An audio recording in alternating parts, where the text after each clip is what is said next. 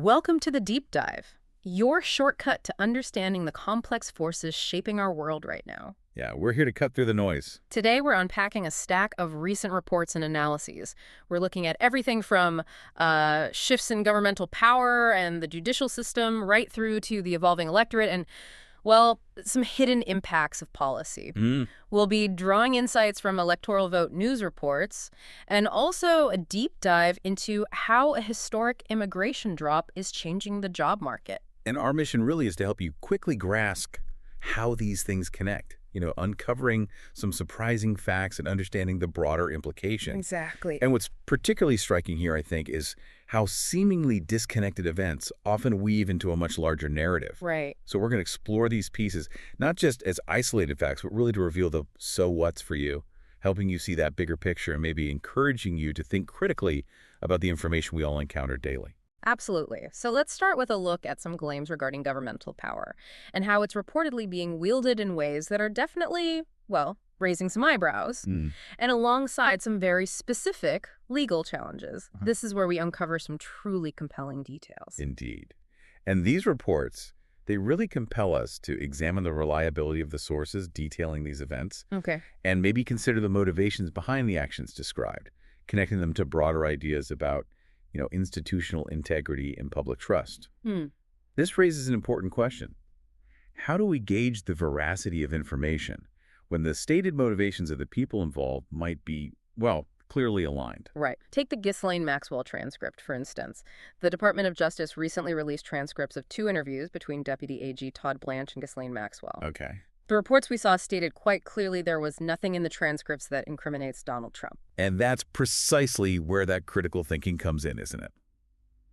The sources we've seen suggest that both Blanche and Maxwell had an, let's say, extremely strong motivation to avoid incriminating Trump.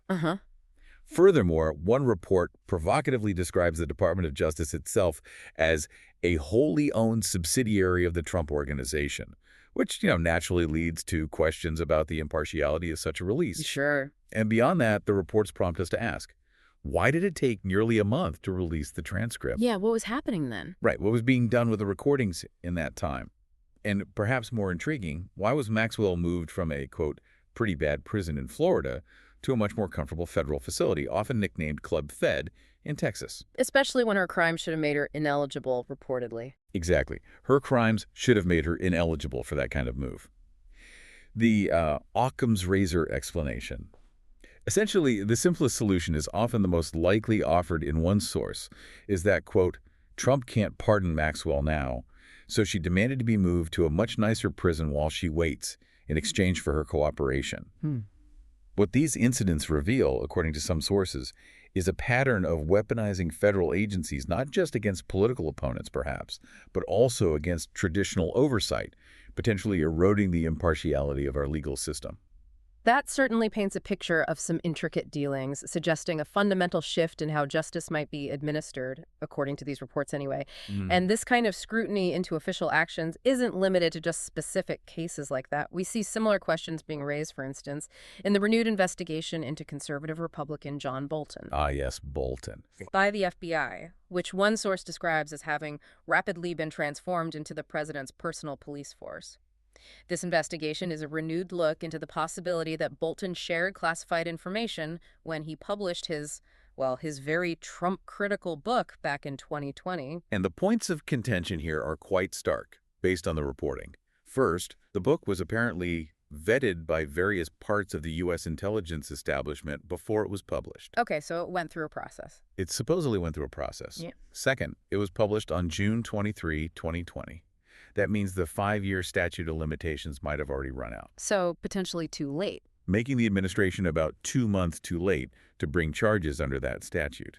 And perhaps most notably, the administration seems to have no problem with certain other people misusing, leaking classified materials, which further calls into question the motivations behind this particular investigation, according to these analyses. Right. It suggests a selective application of the law, maybe?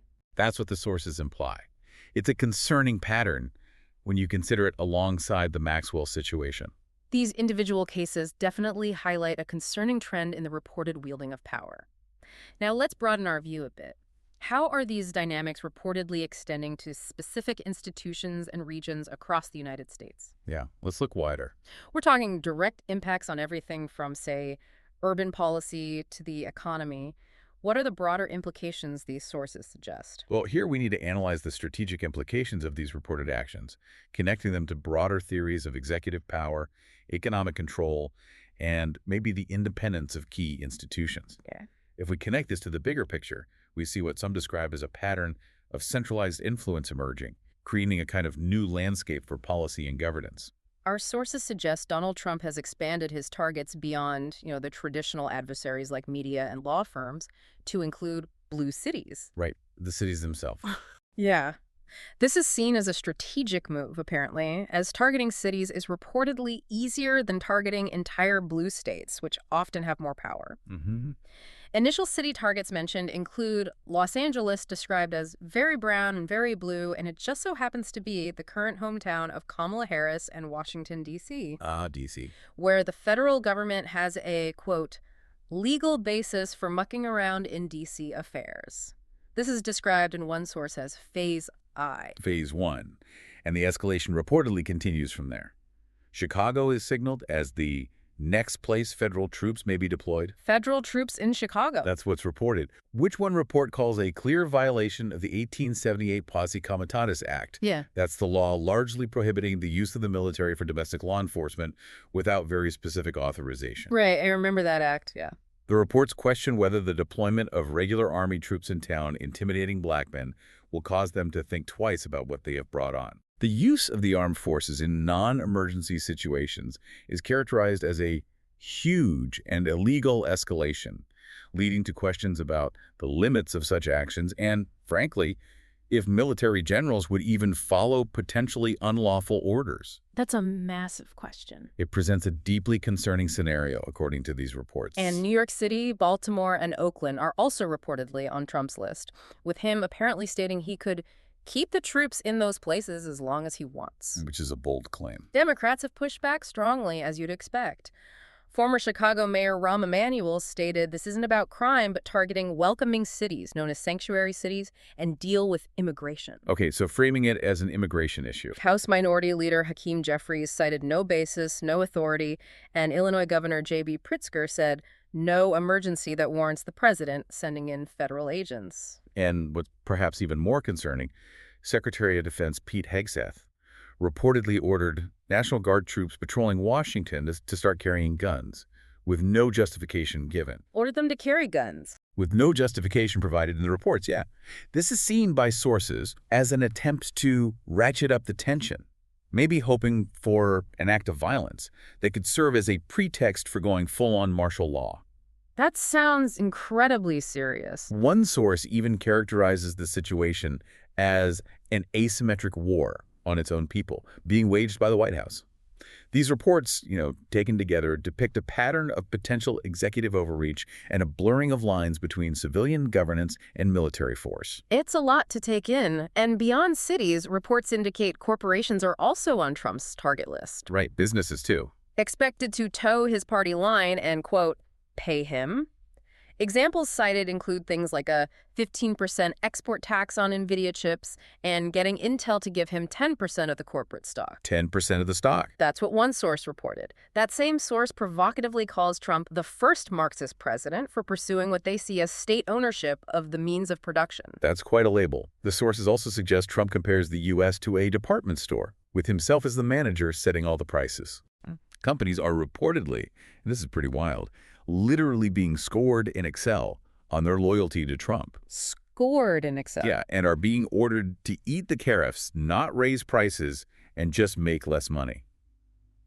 This approach is compared to central planning of the economy, sort of reminiscent of the former Soviet Union, according to these analyses. So what does that mean for businesses on the ground? Well, for businesses, this apparently creates paralysis due to high uncertainty. They don't know the rules, and many rules could potentially vanish on January 20, 2029. Right, the end of a potential term. Exactly. And the irony highlighted is that Republicans have, for decades, vigorously opposed the government having an industrial policy and picking winners and losers. That's a core tenet, usually. But now, according to these reports, no Republicans are saying, wait a minute, sir. Even liberal economists, who might not mind industrial policy if it were carefully chosen to benefit the country, seem to object to what they see as a random mishmash of rules with no coherent strategy, or what they reportedly call blackmail. Welcome to Trump world, as one source put it. Yeah. These reports paint a picture of an emerging kind of authoritarian capitalism, where corporate loyalty, not just market forces, dictates economic strategy, a profound departure from traditional American free enterprise, if true. And the influence reportedly extends even to the Federal Reserve. Ah, the Fed. Always a key institution. Trump's personal financial interests are reported to conflict with his bases, as he apparently wants interest rates to come way down because his real estate empire runs on borrowed money. Right. Lower rates help borrowers. He has threatened to fire Fed Chairman Jerome Powell if he doesn't comply. His broader goal, according to these sources, is to get control over every source of power other than the presidency. And Powell's dilemma there is significant. Lower interest rates will spark inflation, which Trump's base hates. Right, that's a direct conflict. So since Powell isn't easily swayed, reportedly, a different target is Fed Governor Lisa Cook. Okay, who's Lisa Cook? She's a governor on the Fed board. Bill Polt, described as a key political ally of Trump, has claimed that Cook filed improper paperwork when getting a mortgage. Okay, an accusation about paperwork? Yeah. But even if that were true, the process wouldn't likely be removal from the Fed board. The typical punishment would be formally charging her with bank fraud, putting her on trial. And that involves proving intent, Well, right? exactly. Fraud involves intent, plus the event happened before her Fed appointment. Cook, who is a black woman, refused to resign, stating, quote, "I have no intention of being bullied to step down from my position because of some questions raised in a tweet." Strong response. This move is characterized in some analyses as a continuation of the unitary executive theory, that idea of unchecked presidential power within the executive branch. And what do experts say about this approach? Professor Mitchell Sollenberger calls it unprecedented, shocking, and frankly should be deeply troubling. Professor Daniel Farber views it as fitting into his use of threats of questionable legality to twist people's arms and get them to do what he wants. Okay, so a lot of pressure being applied across the board, according to these reports. Let's pivot now to a significant yet maybe under-discussed economic factor, something quietly reshaping the job market and our long-term economic outlook. Yes, let's unpack the data here and explain the potential long-term implications of these demographic shifts and policy impacts. We're looking at national growth, specific industries. Right. A key takeaway here is really how a sudden demographic shift can have these far-reaching, if sometimes subtle, economic consequences. Federal Reserve Chair Jerome Powell observed that the U.S. labor market has entered what he called a curious kind of balance. A curious balance. Demand for workers has cooled, the unemployment rate held steady, but importantly, the supply of labor has slowed abruptly. And the primary cause cited for this balance, it's a dramatic swing in immigration from one of the biggest waves in U.S. history to almost none. Wow, almost none. That's the claim. Economists are expecting subtle but lasting consequences. Now, measuring this change precisely in real time is difficult. The U.S. doesn't keep comprehensive records on people who depart the country. We don't track people leaving. Not comprehensively, no. And the Trump administration has stopped publishing regular data on deportations. Plus, people living here illegally might enter and exit without leaving any statistical trace. So the data is fuzzy. It's inherently fuzzy. Despite these measurement challenges, claims of negative net immigration have emerged. There's a report by the Pew Research Center, and Homeland Security Secretary Kristi Noem claimed 1.6 million unauthorized immigrants had left the U.S. in her first 200 days, based on, quote, our own numbers, without much further detail provided. Okay, so claims are being made despite the data challenges, but are there tangible economic effects being felt? Yes. Between May and July, the economy added only 106,000 non-farm payrolls. That's just 35,000 a month. That sounds very low. It's the lowest three-month stretch since the COVID-19 pandemic recovery began. And the fact that the unemployment rate didn't rise at the same time suggests fewer people were entering the labor force in search of jobs, directly indicating the impact of the immigration crackdown, according to economists. Makes sense. Fewer people looking means unemployment doesn't spike, even with low job growth. Exactly. Economists surveyed by the Wall Street Journal anticipate Trump's immigration policies will subtract around 0.2 percentage point from growth in 2025 and 0.3 point in 2026. A noticeable drag on growth. And the drop in immigration could be more severe in certain sectors, heavily reliant on non-citizen labor. For example, back in 2023, non-citizens made up 33% of maids and housekeepers, 30% of construction laborers, 24% of landscaping workers. Those are big percentages. Very significant. And the Agriculture Department estimated that 42% of crop workers were immigrants without work authorization. So agriculture, construction, hospitality, they'd feel this acutely. Potentially, yes. The long-term outlook then raises the question of how long this low immigration economy might last. Especially, as you mentioned, millions of migrants are reportedly stuck in transit across Latin America and plan to resume their journeys once he leaves office. That's a big unknown. Historically, the U.S. immigrant population did shrink between roughly 1930 and 1970. Oh, okay. So there's precedent. There is, but a key difference now is that U.S. fertility rates are near record lows. Right. People are having fewer children. Exactly. The Congressional Budget Office is now forecasting that deaths will outpace births by 2033. That's 7 years earlier than they previously projected. Wow, 7 years sooner. So without positive net immigration, a shrinking population could really strain public finances. Think Social Security, Medicare, and also curb demand in some sectors like housing. Less demand overall. As one expert, Watson, stated, economies can function with very low population growth. There's just less dynamism and less income per capita usually in the long run. This points to a potentially profound demographic and economic challenge for the future. Okay, shifting gears again. Let's look at the political machinery itself. Okay, politics. From the strategies that determine who gets elected to the changing dynamics within Congress, and even a pretty unique electoral scenario that could reshape the Senate. Yeah, let's connect these shifts to their potential impact on future elections, legislative effectiveness, and even how we define a crucial voter bloc. These insights help us understand the ever-evolving battleground of American politics. First up, the DNC is meeting to discuss the 2028 primary schedule, and there's a major hurdle already. Always hurdles at the primary schedule. New Hampshire's law. It states the Secretary of State has authority to pick the primary date to ensure it holds the first primary, even if it is on Halloween 2027. Halloween 2027. They're serious about being first. Apparently so. The Iowa caucuses are different, remember. They're run by the parties, not the state, and they kind of botched the 2020 caucuses. Oh, yeah, that was messy. Plus, President Biden reportedly promised Representative Jim Clyburn to have South Carolina go first. The Clyburn promise. Which New Hampshire won't like one bit. No, they won't. Now, while New Hampshire is often criticized for being very white, some analysts argue that, well, the Democrats are bleeding white voters and maybe picking a nominee that white people like isn't such an awful thing. It's a pragmatic argument, maybe. Interesting take. But the DNC's power here is limited. It can only ask politely, really, as the date is ultimately set by the state. So what's the likely compromise? A likely proposal for the first 4 states includes New Hampshire, South Carolina, Nevada, and some Midwestern state, possibly Michigan. The aim is to represent white, black, Latino, and union workers. Okay, covering key bases. But the challenge with Michigan is its size. It means television, and thus money, will play a big role, unlike New Hampshire's tradition of candidates meeting voters personally, multiple times. Retail politics. Right, changes the whole dynamic. Now, here's a fascinating scenario developing in Alaska regarding control of the Senate. Alaska. Okay, tell me more.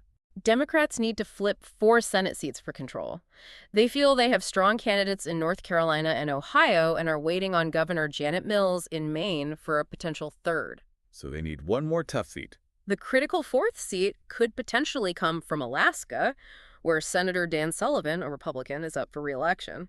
The obvious Democratic candidate, according to reports, is Mary Peltola. Peltola. Yes, she won the House seat statewide before. She's a native Yupik Alaskan. Exactly. But she faces a tough choice. Run for governor, where she's reportedly the odds-on favorite, polling at 40% versus 11% for the top Republican, or run for the Senate. Which is tougher, but maybe winnable. Tougher, but not impossible. The Democratic Party naturally prioritizes Senate control. Senate Minority Leader Chuck Schumer and the DSCC are reportedly on the phone constantly with her, promising her the sun, the moon, and the stars for a Senate run. I bet they are. But personally, she has a lot to consider. She has 7 children, 4 biological, 3 step, and she's a widow. Her husband tragically died in a plane crash in 2023. Oh, that's incredibly difficult. Yeah. Living in D.C. would mean a stressful life, an 8-hour flight to Anchorage, versus living in Juneau as governor, much closer to home. Huge personal considerations. But politically, she is the most popular politician in the state at +9, according to polls cited. Compare that to Donald Trump at +1 and Senator Sullivan at even. +9 is very strong. Very. Plus, fully 1/3 of Alaskans are on Medicaid, and Sullivan voted to cut it. Sullivan also voted to defund public radio, which is a vital news and emergency source in much of Alaska. Those seem like potent issues. They could be. She would also likely do very well with the 15% of the population that is native Alaskan and the 12% that is mixed. And you can bet Schumer and the DSCC would make her a top priority for donors. So the potential is there. Huge potential. Ultimately, her decision is entirely her call, but control of the Senate could depend on it. It's quite the weight on her shoulders. Absolutely. Now let's talk about voters. We've traditionally understood a swing voter as someone who switches between parties, right? Yeah, the classic definition. But new data from a group called Catalyst shows only maybe 6 to 12 million people actually switched parties between 2020 and 2024. That's not that many, nationally speaking. Oh, it's fewer than many might assume. This suggests a profound redefinition of who actually sways elections. So who are the new swing voters? Well, according to this analysis, the new swing voters are actually these 60 million voters who either skipped 2020 and voted for the first time in 2024 or sat out the election after having voted in the previous presidential election. 60 million! That's massive. Huge group. CNN's Ronald Brownstein puts it well. These are voters who may or may not vote in any given election, rather than reliable party switchers. It's about turnout, not persuasion, for this group. And how did this play out in 2024? In 2024, this voter churn helped Donald Trump. Most new voters backed Trump, while most who skipped 2024 had actually voted for Biden in 2020. Interesting. So Biden voters stayed home, new voters came out for Trump? Largely, yes. This suggests many Trump 2024 voters are perhaps fickle and not hardcore Republicans. Trump's 2024 win apparently came from big gains among low-propensity, low-information, working-class voters, basically people who don't always vote and maybe aren't deeply engaged with politics, both white and non-white. So the focus shifts now. Exactly.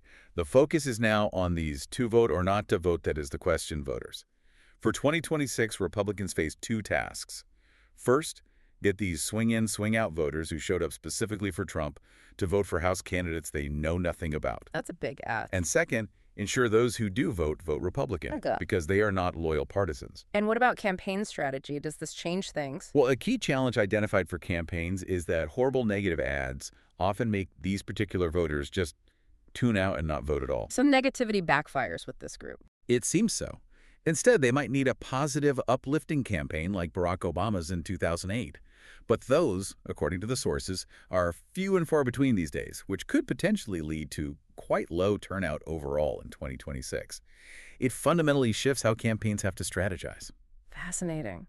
And finally, on the political machinery front, a shift in congressional power dynamics, the House Freedom Caucus. Ah, the Freedom Caucus. Always making noise. Well, with the roughly 30 members, they used to consistently, gum up the works fairly regularly. But sources say they've been less effective since Donald Trump became president, partly due to his leadership style and members getting committee assignments. Right. Less need for outside disruption, maybe? And their power may be diluted even more in 2027 because many of the really noisy members are apparently running for some other office. Like who? Examples given include Andy Biggs in Arizona, Byron Donalds in Florida, Ralph Norman in South Carolina, all running for governor, Barry Moore in Alabama running for Senate, Chip Roy in Texas running for Texas AG. Wow, quite an exodus. And there's more. If Senator Marsha Blackburn wins her run for governor in Tennessee, Representative Andy Ogles is reportedly very interested in being appointed to her vacant Senate seat. So, a lot of ambition driving people out of the caucus, or at least out of the House. Yeah. What do other Republicans think? Well, Representative Derek Van Orden from Wisconsin said the outcome of Chip leaving is a more productive Congress. He even nicknamed Chip Roy Flip Roy because he would loudly oppose bills but then votes for it in the end anyway. Ouch. But what's interesting about Chip Roy specifically is he's described as somewhat unusual within that group. How so? He's seen as not only good at grandstanding, but is also a good strategist who knows which fights to pick and which ones to leave alone. He apparently understands process very well and can find ways to move policy in his direction without the others even noticing. So more effective behind the scenes than just noisy. Potentially. Despite being an extreme right-winger, he's also described as honest, and not prone to double-crossing anyone, someone who can be counted on to stick to a deal. His departure, therefore, will create a void of sorts since he was willing to make deals. Interesting dynamic. Less noise, but maybe less deal-making, too. Could be. And in general, it seems Freedom Caucus members are highly ambitious.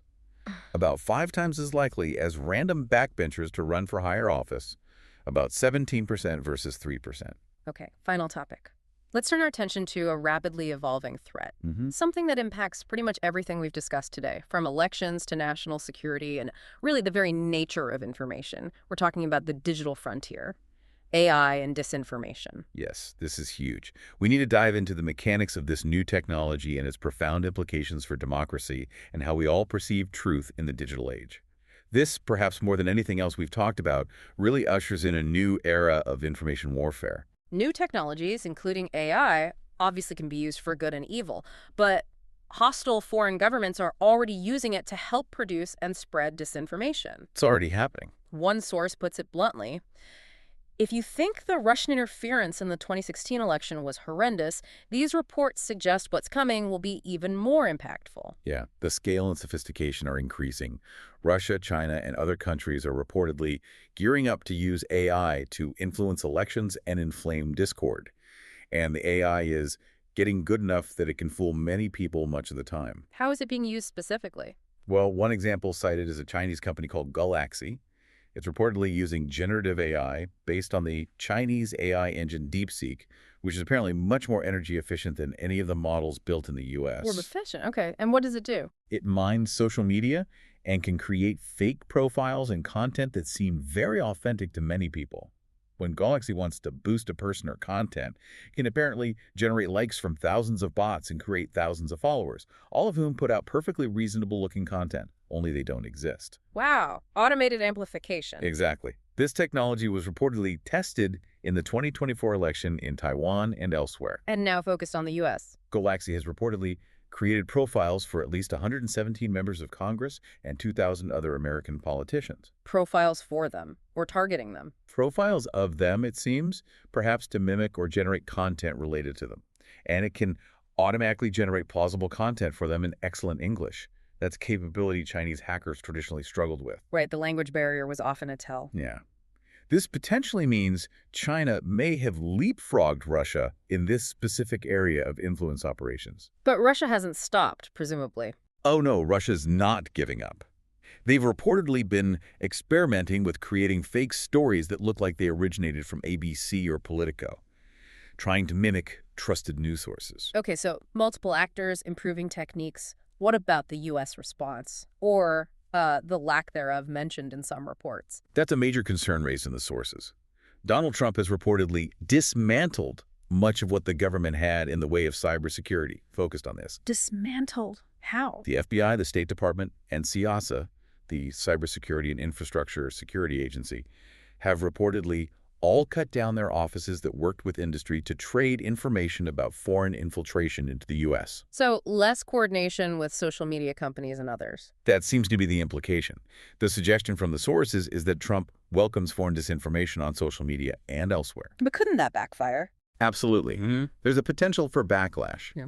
If foreign leaders dislike his actions, say arming Ukraine to the teeth or putting permanent tariffs on products from China, then, as one source puts it, the worm could turn and all of a sudden hundreds of authentic-looking postings supposedly from his team could come after him. Using the same tools against him. Precisely. A provocative example given is to imagine how fast a fake audio recording that sounded very much like Marco Rubio saying, "Trump has serious dementia, he thinks he just made a great deal with Chairman Mao, he needs to go," would spread. A deep fake audio clip. Yeah, that would spread like wildfire. It highlights the immense and frankly unpredictable power of this new frontier. We've certainly covered a lot today. From the intricate dance of political power and legal challenges to those quiet shifts in our economy, and now this alarming rise of AI in global disinformation. It's clear that the landscape is incredibly dynamic. It's constantly challenging our understanding of governance, markets, and information itself. Thank you for joining us on this deep dive. Yeah, thanks for tuning in. And this really raises an important question for you, our listener. Given this accelerating use of AI for disinformation and the evolving nature of that swing voter we discussed, Right, the turnout voter. How might understanding these forces fundamentally alter how you evaluate information and engage with political discourse moving forward?